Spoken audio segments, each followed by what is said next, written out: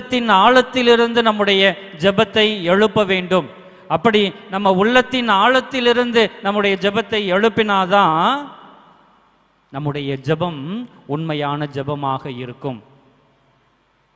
ஒரு மனுஷனுக்கு ஒரு ஆசை, அவர் கிறிஸ்தவராக இருக்கிறதுனால குதிரையில் ஏறி சவாரி போகணும்னு ஆசை. ஆனால் இந்த மனுஷனுக்கு ஒரு அதீத ஆசை என்ன அப்படின்னு சொன்னால், இது ஒரு கிறிஸ்துவினுடைய நெறிமுறைகளை கடைபிடிக்கக்கூடிய ஒரு குதிரை மேலே போகணும்னு அவருக்கு ஆசையாம். எப்படி இருக்கும் அந்த குதிரை? சரி, இவருடைய ஆசையை நிறைவேற்றுறதுக்காக ஒரு மனுஷன் ஒரு குதிரையை வாங்குறாரு. குதிரை வாங்கி வளர்க்குறார். என்ன சொல்லி வளர்க்குறாருன்னா, பிரைஸ் த லார்ட் அப்படின்னு சொன்னால் ஒரு ஸ்டெப் எடுத்து வைக்கும்.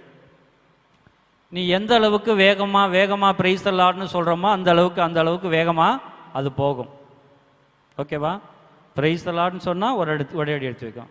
இன்னொரு பிரைஸ் த லார்ட் சொன்னால் இன்னொரு அடி எடுத்து வைக்கும். Praise the lord praise the lord praise the lord praise the லார்ட்னா வேகமாக ஓடும். அப்படி ட்ரெயின் பண்ணியிருக்கார். ஆமேன்னு சொன்னால் நின்றோம். இப்படி தான் ட்ரெயின் பண்ணியிருக்கார். ஆமேன்னு சொல்லிட்டா நின்றோம். உடனே இந்த மனுஷனுக்கு ரொம்ப சந்தோஷம். பரவாயில்லையே,